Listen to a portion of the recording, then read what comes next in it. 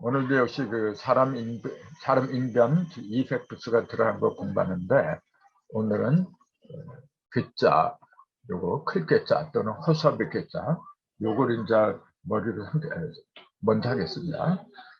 클괴, 허수아비괴. 요 괴짜라고 하는 거는 아마 많은 분들이 알고 있을 거예요. 이게 제일 많이 쓰는 게 뭐냐면 인민괴뢰군, 북한 공산괴뢰군. 하도 그 말을 많이 들어서 이제 그 괴뢰가 허수아비괴라는 거 많이들 알고 있을 거예요. 근데 막상 그 괴뢰군을 갖다가 한자로 써보라 그러면 과연 몇 사람이 했을지 이제 그것도 의문이에요. 근데 괴짜를 보면은 우선 사람인이 옆에 있고 왼편에 사람인이 있고 오른편인 거 이거 다 알잖아요.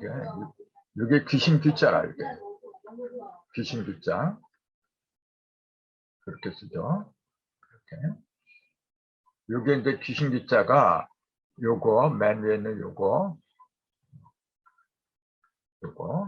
그 다음에 밑에는 요게 이제 어진 사람 인변 보통 그렇게 이야기를 하고, 그 다음에 요거는 스스로 사자. 흔히 요걸 많이 먹어 그러는데 나 사자, 나를 가리킨다 또는 스스로 사다, 이제 그렇게 얘기하고 있거든요. 그럼 요거는 서 있는 사람을 말하는 거고, 이거는 세운 사람인 또는 어진 사람인 그렇게 얘기하는데, 그 다음에 요거는 밭전자에다가 밭전자 이렇게 삐침별한 거죠. 밭전자가 삐침별하는 그대로 쭉 올라가면은 말미암은 자유, 유라고 하는 거죠. 또 밭전자가 밑으로 이렇게 쭉 내려오면은 이거는 갑이죠. 갑옷갑자잖아요. 근데 올라간 것도 아니고 내려간 것도 아니고 삐쳤을 때, 이때는 귀신머리 불이라. 또 귀신머리 비, 두 가지 발음을 사용하거든요. 어떤 때는 불자로 쓰고 어떤 때는 비자로 쓰는데 그 뜻은 전부 다 귀신머리를 가리키더라. 그렇게 이제 옥편에 나와 있어요. 근데 그게 왜 귀신머리를 가리키느냐 하면은 밭전자에다가 이렇게 삐침별한 게 왜 귀신머리가 되느냐. 이제 귀신을 밭전이라고 한 것은 그만큼 십자의 이체 통달하면 귀신처럼 된다는 이치를 알려준 셈이다. 이제 이렇게 제가 설명을 드렸는데, 우린 그렇잖아요. 야, 저 사람 귀신처럼 뭘 잘한다. 그 어떤 면을 잘하면은 귀신처럼 귀신 같다. 그렇게 표현하잖아요. 근데 그 귀신처럼 잘한다는 거 온전해지다. 이제 그런 의미가 되겠죠. 그 온전한 걸 숫자로 말하면 열십자가 돼요. 이렇게 열십자.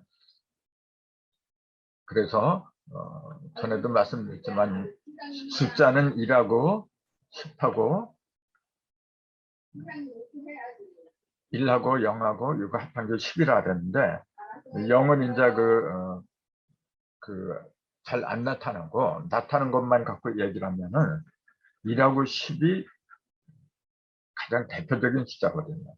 1이 천일칠인이 이렇게 벌어지는데 여기 합하면 10, 여기 합하면 10. 이런 식으로 이렇게 흩어지면 1이고 합하면 10인데 1이 그 기본적이면서 1이 없어 아무것도 안 되죠. 그렇게 아주 귀한 건데 그 1이 흩어져 있으면 아무것도 안 돼요. 그래서 1을 온전하다고 하지 않고 10을 온전하다고 하니까 이제 그래서 그런 거거든요. 근데 그 10을 내 속에 품고 있어요. 그게 밭이다. 이제 그렇게 얘기를 했죠. 밭이라고 하는 것은 바탕을 의미하더라. 이제 그렇게 보는 거죠. 그래서 내 속에 온전한 10을 갖다 품고 그걸 갖다가 빛을 내는 거예요. 이렇게. 그럼 저 사람 귀신 같다. 그래서 이게 이렇게 머리통, 사람 위에 있는 머리통을 상징할 때는 귀신 머리 같다. 근데 그것이 스스로 이제 이루어진 거죠. 누구의 그 조작이나 지시를 받고서 이루어진 게 아니고 스스로 자기가 자기 일을 하는 상태, 그 귀신 같다. 그렇게 얘기를 해서 귀신 귀자 이렇게 하는데, 거기다가 사람 인자를 쓰면은 귀신 같은 사람이다. 그러니까 큰 사람이다. 근데 또 이제 그걸 나쁜 면으로 볼 때는 허수아비 같다. 꼭두가시다. 네, 그렇게 얘기해요. 허수아비 괴짜 또는 꼭두가시 괴짜 이렇게도 써요. 네. 근데 이 괴짜가 많이 들어가는 많이 쓰는 것은 뭐냐면은 제일 많이 쓰는 게 괴래. 아까 얘기했잖아요. 괴래. 그다음에 괴기스럽다. 그렇게 많이 쓰지는 않더라고요. 주로 괴뢰, 괴기 여기에 쓰는데 이제 그걸 한번 알아보죠. 귀신괴자 아니 요 귀신괴에다 사람을 붙이면 클게 또는 꼭두가시 이제 그렇게 얘기했는데 요 옆에 있는 괴자도 이게 꼭두가시 괴자예요. 꼭두가시래, 닭갈피래 이렇게 뜻을 정리를 해봤는데 꼭두가시는 뭐 말을 하지 않아도 다 알 거고 밭갈피래 밭갈피라는 얘기는 잘 안 쓰거든요. 근데 이 밭갈피가 뭐냐면은 우리 찻갈피라는 얘기는 많이 쓰잖아요. 찻갈피 마찬가지로 밭이 많이 있는데 그 경계선 갖다가 밭갈피라고 그렇게 얘기를 하겠죠. 그래서 보통 1이나 3월의 갈래가 구별되는 얼음 그 주변을 말한 거거든요. 무슨 일을 할 때도 그거 확실하지 않지만은 무언가 이렇게 조짐이 보이는 그 상태를 갖다가 밭갈피라고 그래요. 그래서 아무튼 밭갈피래 또는 꼭두가시를 이렇게 얘기를 하는데 그거는 사람 인변에 밭자가 3개나 돼요. 이게 지금 똑같은 밭자가 이 밭자자 3개 요 자체가 밭갈피래라 해요. 요게 뇌자라 원래. 근데 요 2개도 글자예요. 이게 밭자자 이렇게 2개가 있는 것도 요게 글자예요. 요게 뭐라고 하느냐 하면은 이렇게 돼 있어요. 이렇게 밭전자가 상하로 이렇게 겹쳐 있잖아요. 이게 나란히 있는 밭 강자라 그래요. 강. 요게 이제 강자라고 하는데 강자 예를 들자면은 직영강 우리나라 강탈 적에 요 강자를 써요. 그때 이제 밭전자가 2개가 들어가요. 그 다음에 구셀강자 요것도 이제 밭전자가 2개 들어가고 그 다음에 또 직영을 말하는 또 강이 있는데 그것도 이렇게 여기는 이제 활궁이 붙었지만 이게 아무것도 안 붙었죠. 근데 아무튼 요 밭전자가 2개가 들어가면은 직영을 가리킨다. 직영은 뭐냐면 내가 소유한 어떤 넓이 그런 걸 얘기하는데 그 어떤 경계선 있잖아요. 그런 걸 말하는 게 밭과 밭 사이. 그러니까 이 밭과 이 밭 사이 그 경계선을 말한 거죠. 이 직영.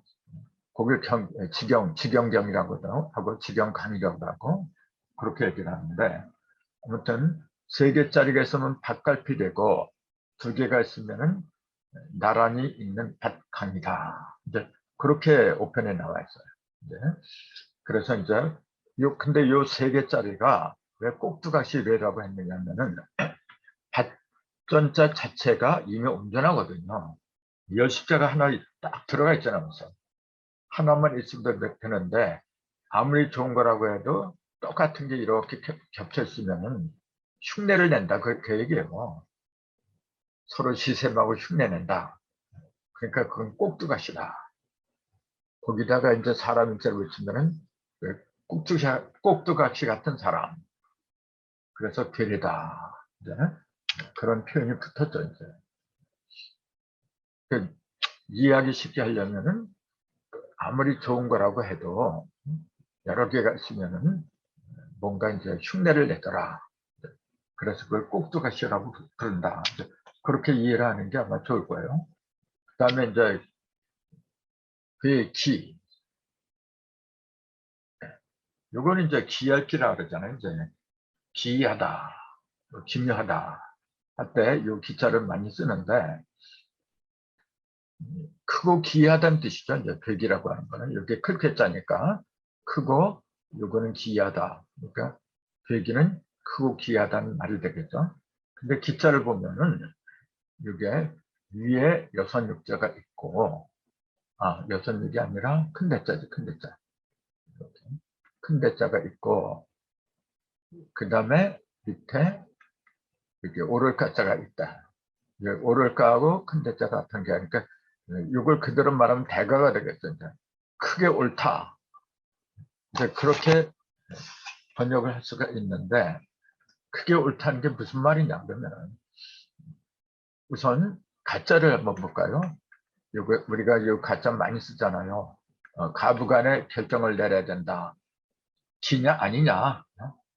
그렇게 할 때 가부간이라는 표현을 쓰는데 요건 아니다. 부정적인 거고 요건 기다. 이제 그렇게 쓰는 거잖아요. 이게 옳다. 그래서 옳을 까다 이렇게 얘기를 하는데 옳다는 걸 왜 이렇게 쓰느냐 이제 그걸 한번 더 살펴봐야죠.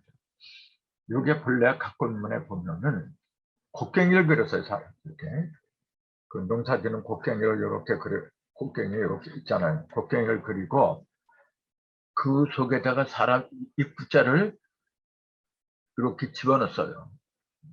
이렇게 그걸 그대로 이제 문자로 옮겨놓은 게 이거예요. 그러니까 입구자는 그대로 온 거고 요게 그 다음에 요게 곡괭이를 말한 겁니다. 곡괭이 속에다가 사람의 입을 갖다 집어넣은 거예요. 그리고 이게 왜 옳다는 의미가 되었느냐면은 꽃갱이는 농사 짓는 도구잖아요. 농사를 짓는데 농사 지으면서 잎하고 연결이 되는 거예요. 그래서 농사 지으면서 잎하고 연결이 된다고 하는 건 뭐냐면 농사는 힘들잖아요. 힘들게 농사를 지으면서 잎을 갖다 가만히 안 놔둔다 그 얘기죠. 이제 그게 뭐냐면 노래를 한다 그 얘기입니다. 이제 흥얼흥얼대면서 노래를 하는 거예요. 이제 그 모습이 뭐냐면은 긍정적이다. 부정적이 아니라 긍정적이다. 그 긍정적인 모습을 그게 보기 좋다. 그래서 옳다라는 의미가 주어진 게 아닌가. 이제 사전의 설명도 그렇게 나오고 저도 그렇게 보고 그래요. 그래서 이게 옳을 까자 그 위에다가 큰 대자를 붙이면 크게 옳다. 크게 옳다는 얘기. 그냥 옳은 것도 좋은데 크게 옳다고 하는 건 뭐냐면은 그냥 평범하게 옳은 게 아니고 무언가 전혀 예상치 못한 게 이루어졌어요. 크게 됐다 이제 그런 얘기죠. 이제. 그래서 그걸 기이하다 그런 의미를 갖다 붙인 게 아닌가 이제. 그렇게 보는 거죠. 이게. 그래서 그 가짜가 들어가면은 옳다는 의미고 그다음 부자도 보면은 둘 다 가부를 우리가 이제 가부 이렇게 쓰는데 가부를 보면은 공통점이 둘 다 입구자가 들어갔다는 거예요. 여기도 입구자가 들어가고 여기도 입구자가 들어갔어요. 이렇게. 근데 요거는 뭐냐면 곡괭이 속에 입구자가 들어간 거. 그 조금 아까 말씀드리기를 힘든 농사를 지면서 입을 흥얼흥얼 대더라. 근데 요거는 왜 아니다. 이렇게 부정적인 그 의미로 자리를 잡았느냐면은 입은 입인데 그 부자 밑에 들어갔잖아요. 그러니까 부자는 뭐냐면은 여기 땅이잖아요. 이렇게. 땅 쪽으로 이렇게 나와야만 땅 위로 이렇게 솟아나야만이 이렇게 나무목이 되는데 솟아나지 못하고 멈춘 거야 이렇게. 그러니까 아직 덜 됐다는 얘기죠 이게. 그래서 부족하거나 또 이제 아닌 부정적인 그런 면을 갖다가 얘기할 때는 아니 요 부자를 쓰는 거죠. 근데 입은 입인데 그 밑에 아니 부자 밑에 들어간 입이니까 부정하는 입이 되겠지. 이제. 요거는 긍정하는 입이 되겠고. 그래서 서로 정반대 의미를 지니고 있는데 공통점은 입구자를 집어넣었다. 그렇게 이해하는 게 좋을 겁니다. 그 다음에 귀신귀자들은 이제 귀, 귀괴. 요건 아까 설명드렸잖아요. 귀신귀자. 그러니까 뭐 다시 설명드릴 필요 없을 것 같은데 정리를 한다면 귀신머리불. 여기 귀신머리불이라는 것만 알면은 됩니다. 이게. 그 다음에 사람인. 그 다음에 나사자, 스스로 사자. 그러니까 스스로 귀신머리처럼 된 거죠. 이제. 그 귀신머리처럼 됐다고 하는 건 뭐냐면 능력이 있다. 이제. 귀신처럼 무언가 잘한다. 근데 사람의 형태를 하면서 사람의 머리가 아니라 귀신의 머리를 흉내낸 거야, 이게 지금. 그러니까 이걸, 요거는 광대노름이다. 괴는 광대노름을 가리킨다. 그렇게 보는 거죠.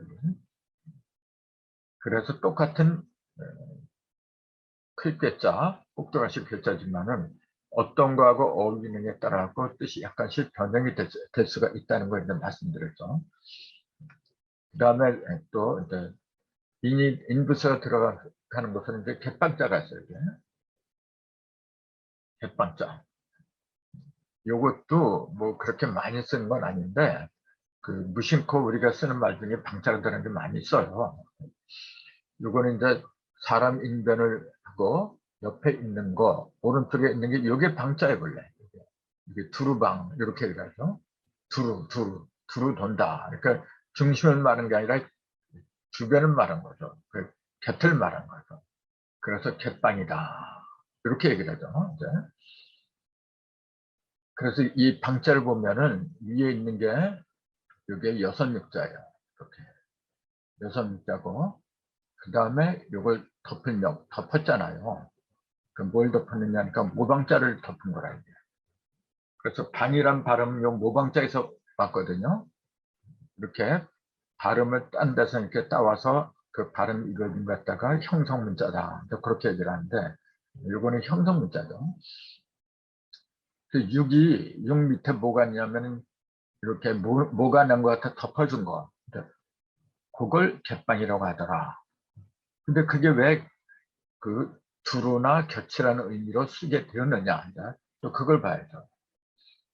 그 6이라는 숫자는 6의 여섯 숫자, 6이라는 숫자는 천빈삼극이 구체적인 형상으로 드러난 팔을 품은 것. 즉, 장차 실제로 벌어질 만물의 형상을 품은 것이다. 이건 뭐 누차 말씀드렸으니까 이해하셨을 걸로 믿고, 근데 보니까 잘 모르실 분도 있을 것 같아요. 여기에 사과를 이렇게 3번 가려면은 표면에 6개의 십자가 생긴다 그랬잖아요. 6이라는 숫자는 형상을 말하는 게 아니라 했죠. 중심이죠. 요걸 이렇게 알아야 돼요, 여러분은. 요게 3개, 1번, 2번, 3번 사과를 가른 칼날이 하나, 둘, 3개 있으면 여기가 중심점이잖아요. 요걸 1이라고 하는 거고, 그 다음에 여기 6개가 표면에 나타나는 6개를 갖다 6이라고 하는 거거든요. 하도의 인력수가 바로 여기서 나온 거예요. 하도의 인력수가. 그 1은 뭐냐면은 3개가 시작하는 구심점이에요. 그래서 1은 구심점, 시작하는 구심점을 말한 거고, 근데 내면에서 시작하는 구심점이고, 6은 뭐냐면은 표면에서 물질이 벌어지는 구심점을 말한 거거든요. 그 1하고 6은 둘 다 시작을 말해요. 1은 내면에서 시작하는 거고, 내면에서 벌어진 거는 셋으로 벌어져요, 여러분. 하나, 둘, 셋으로 벌어져요. 그건 철칙입니다. 그 다음에 그 셋이 이제 표면으로 벌어지면은 상하, 전후, 좌우라는 상대적인, 그래서 3이 상대적인 2배로 벌어지니까 3배는 6이 나온 거죠, 이게. 그래서 1과 6은 시작을 가리키는 동시에 구심점을 말한다. 요거는 반드시 외워야 돼요. 구심점. 요걸 중심점이라고도 상관없죠. 항상 시작한다고 하는 것은 뭐냐면은 중심에서부터 벌어져 나가는 거기 때문에 구심점, 중심점 이제 그런 표현이 적합하죠, 그게. 근데 이제 내면에서는 그 1하고 6하고 보면은 그 중에서 구심점이 1이죠, 사실은. 1인데 요 1이 6 속에 있을 때는 1이 아니라 7이라고 한다. 이제 그 말씀도 드렸고, 지금 이 말씀 드린 것은 뭐냐면은 이 갯방자가 여선육자가 들어갔기 때문에 말씀드린 거예요. 여선육 밑에 모방자를 덮고 있는 거, 그게 갯방자다. 이제 그래서 말씀을 드리는 거거든요.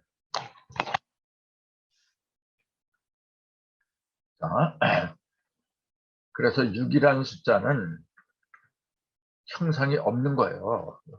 왜냐하면은 그 사과를 3번 가른 구심점, 여기 표면으로 들어간 구심점, 요거는 형상을 말하는 게 아니라 여십자를 말한다 그랬잖아요. 이렇게. 그 여십자는 뭐냐면 두 개의 칼날이 마주친 거죠. 이게. 그러면서 조각이 이제 네 조각으로 이렇게 벌어지잖아요. 이렇게. 그 조각을 벌어지게 만드는 그 기능을 육이라고 불러요. 그래서 육은 형상을 가리킨 게 아니라 무형을 가리킨 거예요. 무형의 어떤 에너지 같은 거. 그래서 육을 육기다.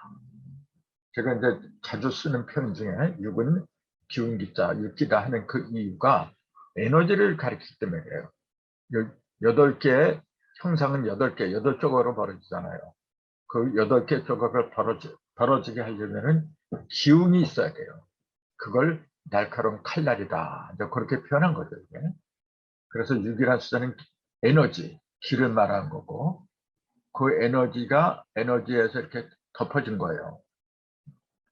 에너지가 그 방이, 이게 모방자잖아요. 모가 4개 해가지고 그걸 덮어준 거라, 이제. 그게 왜 갯방자? 갯방자는 뭐냐면 옆에 있는 거, 곁에 있는 거, 이제 그걸 얘기하죠, 이제. 그래서 우리가 이제 어떤 방계회사, 그렇게 얘기할 때는 요 방자를 써요. 이제 수수방관한다. 옆에서 그냥 도와주진 않고 멀뚱멀뚱 구경하는 걸 방관한다 그러잖아요. 또 방증 같은 것도 마찬가지죠. 그 뚜렷한 증거가 직접적인 증거가 아니라 도와주는 증거, 그걸 방증이라 그래요. 또 방청객도 마찬가지고, 이제 자기가 직접 주인공이 아니라 도와주는 거죠. 이제 그 말하는 사람들 갖다가 도와주는 거예요. 이제 옆에서 환호를 해주고, 이제 그 곁에서 이제 도와준다, 그런 얘기죠. 방점을 찍는다, 이제 그것도 마찬가지고, 또 방조하다, 근방도 마찬가지고, 이제 그 주로 그 경곡은 아니지만 그 옆에서 무언가 이렇게 그걸 도와주는 거, 그걸 개판이라고 하던데. 그래서 제법 많이 써요, 이 방자는. 그래서 이제 이 방자가 들어가는 그 문자를 이렇게 보면은 방계라고 했어요, 이제. 방계회사다. 이제 그런 표현을 많이 쓰잖아요, 이제.